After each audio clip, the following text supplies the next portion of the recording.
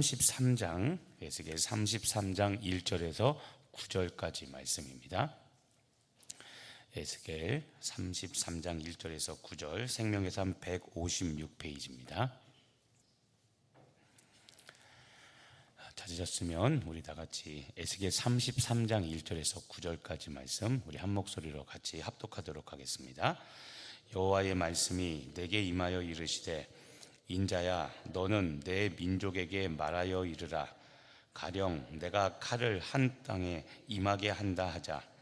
그 땅 백성이 자기들 가운데에 하나를 택하여 파수꾼을 삼은 그 사람을 그 사람 땅에 칼이 임함을 보고 나팔을 불어 백성에게 경고하되, 그들이 나팔 소리를 듣고도 정신 차리지 아니하므로 그 임하는 칼에 제거함을 당하면 그 피가 자기의 머리로 돌아갈 것이라. 그가 경고를 받았던들 자기 생명을 보존하였을 것이나 나팔 소리를 듣고도 경고를 받지 아니하였으니 그 피가 자기에게로 돌아가리라.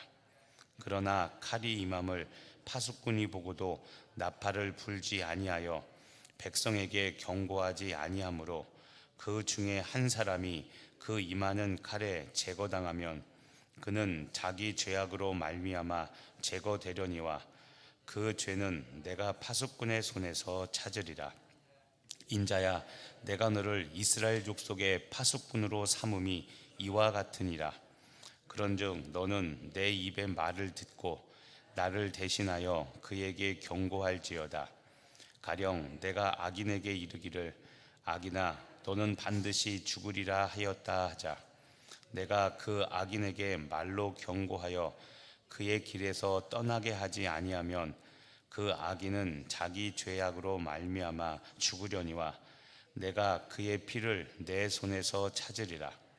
그러나 너는 악인에게 경고하여 돌이켜 그의 길에서 떠나라고 하되, 그가 돌이켜 그의 길에서 떠나지 아니하면 그는 자기 죄악으로 말미암아 죽으려니와 너는 내 생명을 보존하리라. 아멘. 지금 읽은 내용 어떤 내용인지 오늘의 말씀 이야기를 한번 같이 보겠습니다. 하나님이 이스라엘 족속의 파수꾼으로 삼으셨기에 에스겔은 하나님 대신 백성에게 경고해야 합니다. 칼이 임하는데도 그가 경고하지 않아 백성 중 하나가 죽는다면 하나님이 그의 피를 에스겔에게서 찾겠다고 하십니다. 그의 경고에도 악한 자가 돌이키지 않아 죽는다면 에스겔은 생명을 보존합니다. 자, 이제 오늘 에스겔 33장 여기에서는 이스라엘의 회복에 관한 이제 말씀이 시작이 됩니다. 자, 먼저 2절 말씀을 보면요. 자, 하나님이 에스겔에게 이렇게 말씀하십니다. 가령 내가 칼을 한 땅에 임하게 한다 하자. 자, 칼을 한 땅에 임하게 한다. 이게 하나님의 심판입니다. 자, 에스겔에게 한 어떤 백성, 한 땅에 사는 백성들에게 심판의 메시지가 전해진 겁니다. 자, 그랬을 때 그 땅 백성이 자기들 가운데 한 명을 파수꾼으로 삼습니다. 근데 그 사람, 그 파수꾼이 그 땅에 칼이 임함을 보고, 하나님의 심판이죠. 그것을 보고 나팔을 불어 백성에게 경고합니다. 자, 여기서 말하는 파수꾼은 선지자입니다. 자, 선지자가 하나님의 말씀, 특히 심판의 경고의 메시지입니다. 이것을 듣고 나팔을 불어 백성에게 경고. 이 말이 뭐냐면 하나님의 심판의 메시지를 받은 그대로 전하는 겁니다. 받은 그대로.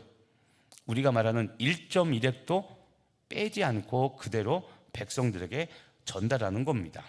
자, 그런데 4절 어떤 일이 벌어지는가? 자, 전했는데 4절에 보면 그들이 그 나팔 소리를 듣고도 정신 차리지 않습니다.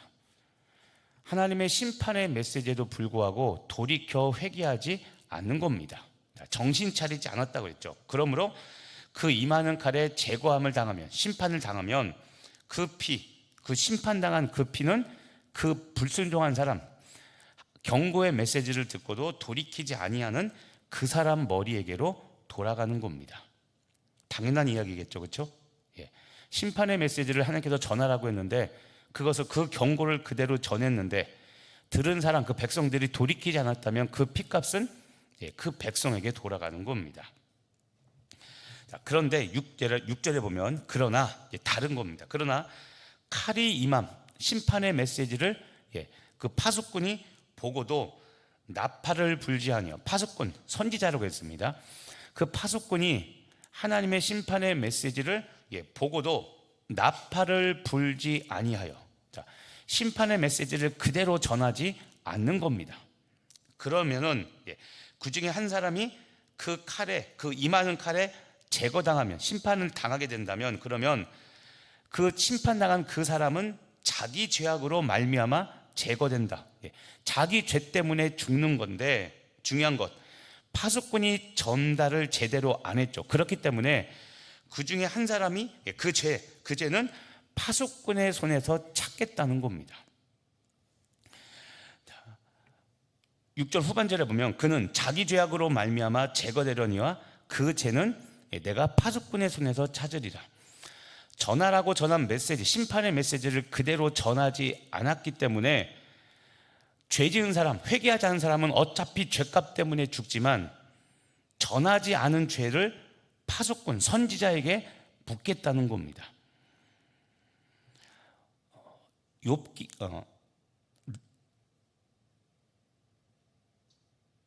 갑자기 까먹었습니다. 다시스, 니느웨 이야기. 요나, 죄송합니다. 요나가 대표적인 케이스였죠. 전하라고 했는데 심판의 메시지, 그렇죠? 니느웨로 가서 회개 메시지를 전하라고 하는데 전하기 싫어서 도망가죠. 하나님의 메시지를 듣고도 다시스로 도망가죠. 요나가, 그렇죠? 바로 그런 케이스입니다. 만약에 요나가 진짜 전하지 않아서 그 물고기 뱃속에 들어갔는데도 회개하지 않아서 만약에 니느웨 백성들이 심판을 당했다면 니느웨 백성들은 당연히 죽겠지만 하나님은 만약에 그렇게 되었다면 그 죄값을 전하지 않은 파수꾼, 선지자 요나에게 분명히 찾으셨다는 그 말인 겁니다. 자, 이 말을 하나님께서 전하고 그 다음 이제 7절입니다. 이제 하나님이 에스겔에게 대놓고 이야기합니다. 자, 7절, 인자야, 내가 너를 이스라엘 족속의 파수꾼으로 삼음이 이와 같으니라. 자, 하나님께서 에스겔을 불러 말씀하십니다. 내가 너를 이스라엘 백성의 파수꾼, 선지자로 삼은 것이 이와 같다. 지금까지 예를 들은 것과 같다라고 이야기하면서, 그런즉 너는 내 입의 말을 듣고 나를 대신하여 그들 이스라엘 백성들에게 경고, 회개해라, 돌이키지 않으면 다 죽는다라는 이 말씀을 전하라고 하나님께서 에스겔에게 이제 분명히 전달하십니다.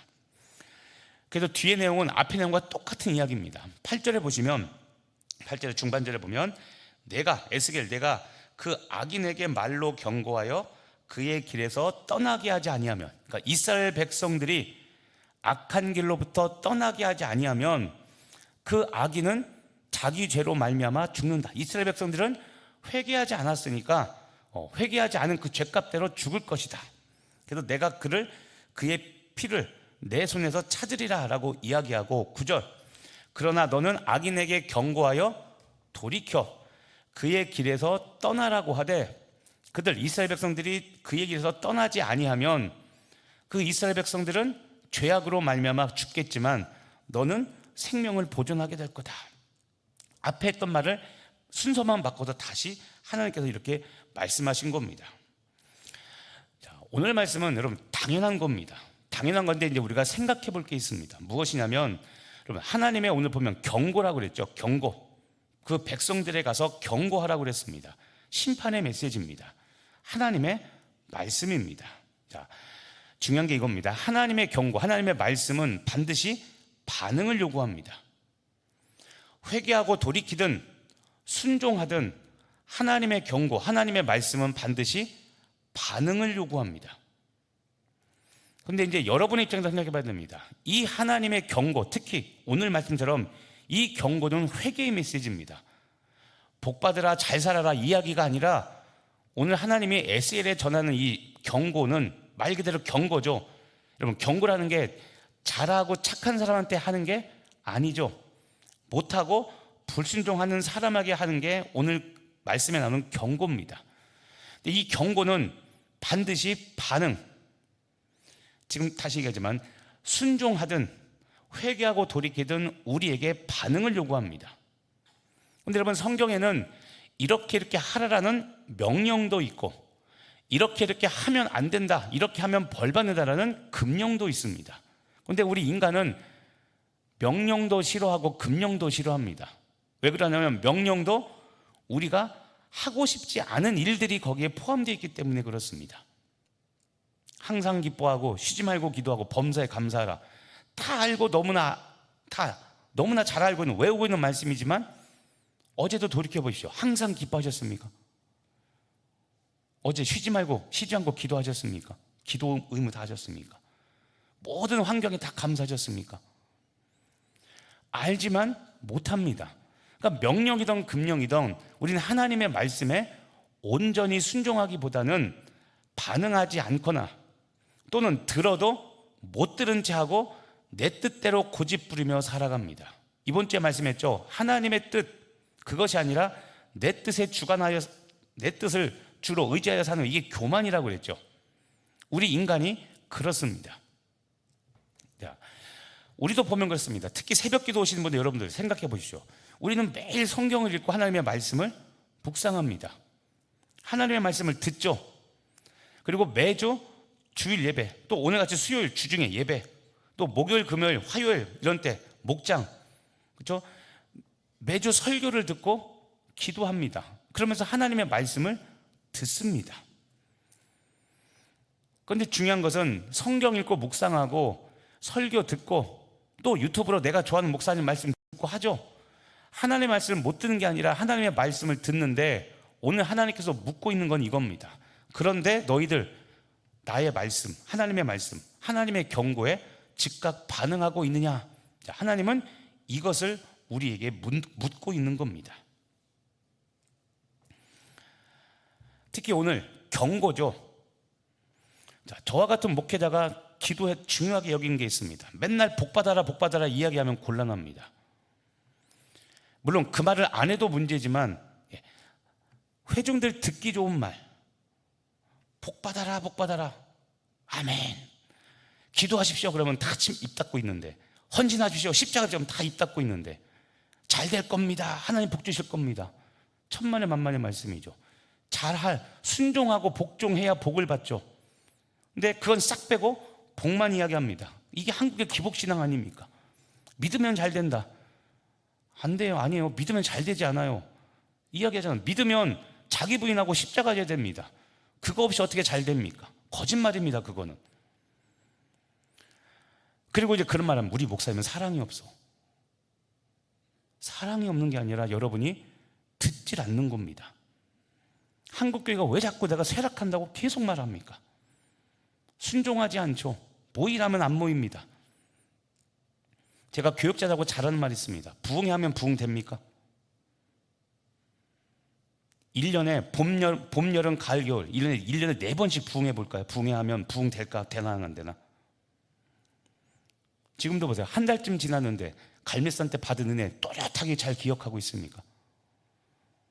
은혜 받았다는 얘기는, 생각은 기억어머니 있는데 그 은혜가 지금 여러분의 삶을 지배하고 있습니까? 그때는 은혜 받아서 십자가 질 것 같고 막 뭔가 변할 것 같았는데 그때 막 다 사인 받고 그러잖아요. 책에, 그렇죠? 이혜진 목사님 질투하는 게 아니라 했는데 지금 어떻습니까? 제가 교육자일 때도 그랬습니다. 애들 수련해야죠. 지금 한참 수련하죠. 은혜 받고 오면 다 막 결단하고 합니다. 그런데 일주일 지나 보십시오. 다시 원전하고 똑같이 돌아갑니다. 자, 나쁘다고 욕하는 게 아니라 우리는 하나님의 말씀을 들어도 잊고, 또 하나 우리 마음의 근본, 우린 들어도 하나님의 경고의 메시지를 들어도 그거를 별로 대수롭지 않게 생각합니다.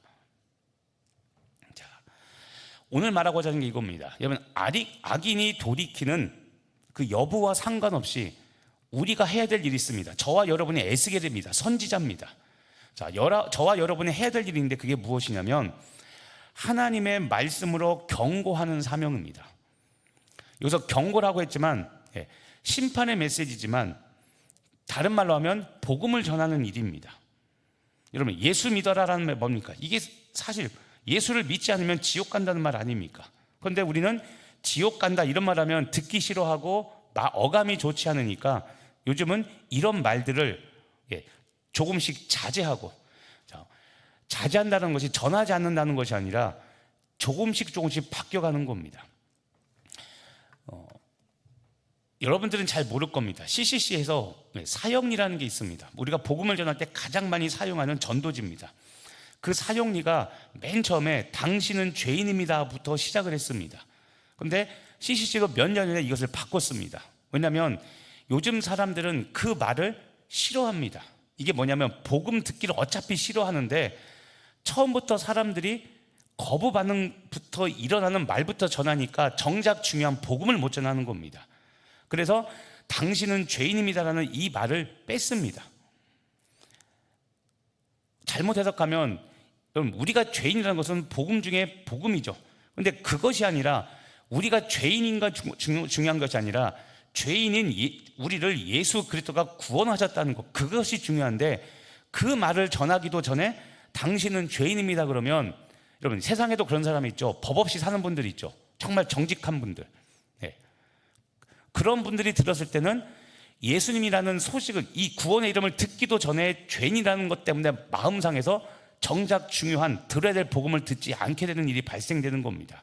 그래서 거기서도 그것을 바꾼 겁니다. 근데 이건 우리가 주목해야 됩니다. 계속 말하지만, 제가 자주 하는 이야기지만, 어떻게 복음을 전할 것인가? 세상이 달라졌습니다. 그러면 이 세상에 맞게 우리가 복음을 전하는 지혜가 있어야 됩니다.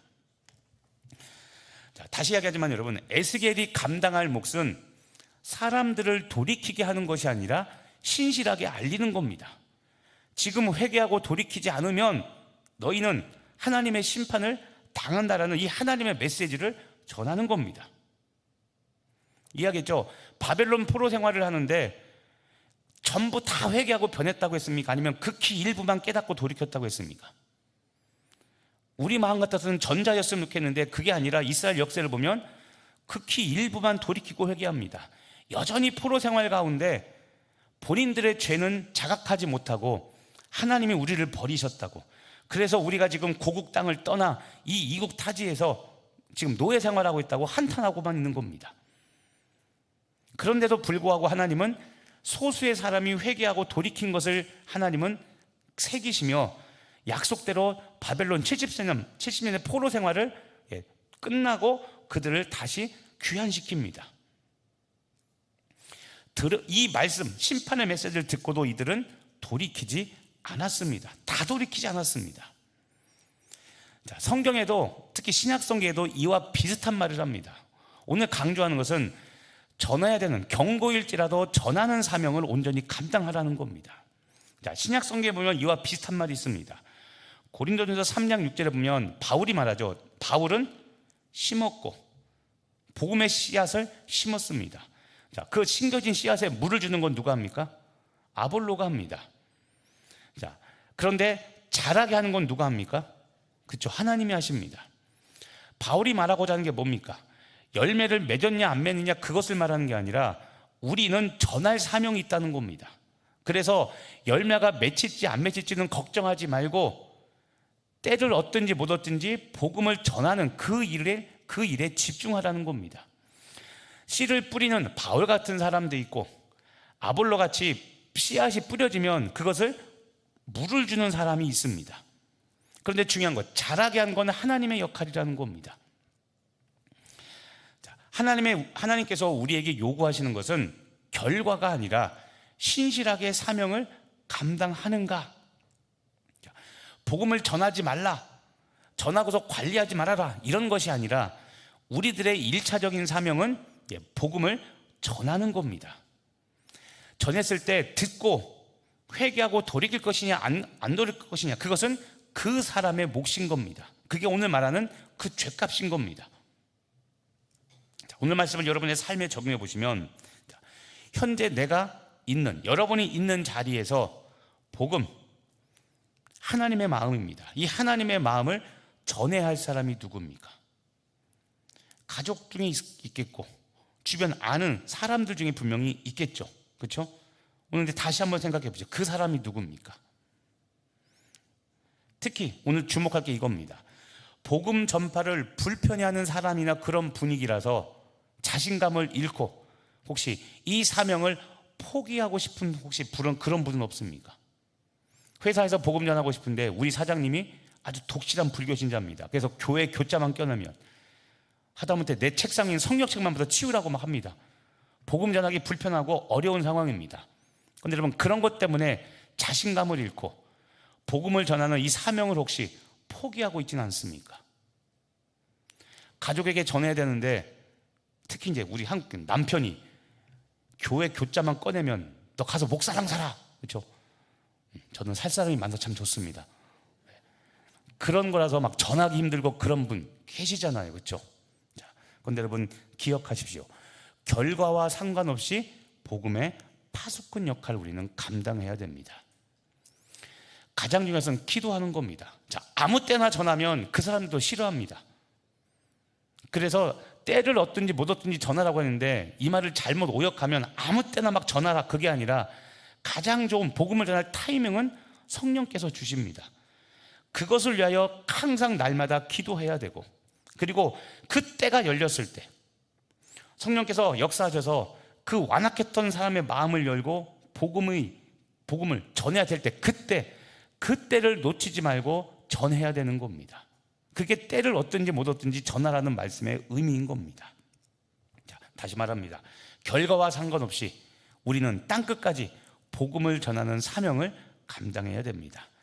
비록 복음 전하는 여러분의 주변 사람과 환경이 좋지 않지만 좀 전에 말씀한 것처럼 그 복음 전하는 것을 위하여 날마다 기도하시고, 그렇게 기도하며 사시다가 가장 좋은 타이밍, 성령께서 주신 타이밍이라고 할 때 그때 담대하게 그 사람에게 쫄지 말고 예수님을 전하고, 또는 내가 기도할게 라는 이야기를 하면서 그 사람에게 복음이 들어가는 역사가 있을 수 있도록 오늘도 그렇게 복음의 파수꾼으로 살아가는 여러분 되시기를 예수님의 이름으로 축복하며 기도합니다. 기도하겠습니다. 하나님, 오늘 하나님의 주시는 경고의 말씀처럼 내가 이 시대의 에스겔로 살아가는, 이 시대의 파수꾼 선지자로 살아가는 우리 한 사람 한 사람 되게 하여 주옵소서. 특별히 기도하기를, 하나님, 가족 중에 믿지 않아 애타는 마음이 있습니다. 내 배우자, 남편과 아내가, 또는 내 자식들이, 또는 내 부모님들이 안 믿거나 다른 종교를 가져서 생각할 때마다 가슴 아픈 사람들이 있습니다. 하나님, 상황이 좋지 않아 더군다나 말도 꺼내지 못하는 사람들이 있다면 그 마음을 주님께서 아시오니 주께서 기억하여 주옵시고, 우리가 이렇게 날마다 복음 전파를 위하여, 구원을 위하여 기도할 때 하나님 가장 좋은 타이밍을 주시옵시고, 그때 담대히 복음을 전하여 가족 구원과 강릉 복음화와 영동 복음화의 사명을 이루어내는 우리 모두 되게 하여 주옵소서. 특별히 내가 후원하고 하나님 내가 기도하는 사람들이 있다면 그 사람들의 복음화 위하여, 내가 품은 영혼 위하여 더욱더 간절히 기도하게 하여 주옵시고, 날마다 주께서 주신 이 복음 전파의 사명을 위하여 기도할 때 복음의 문이 반드시 열릴 줄로 믿사옵나오니 그때를 잃어버리지 않고 그때를 놓치지 않고 잘 분별하여 복음을 전함으로 한 생명 구원하는 사명 감당하는 우리 강릉 성결교회 성도들, 가정들 되게 하여 주옵소서. 예수님의 이름으로 기도합니다. 아멘.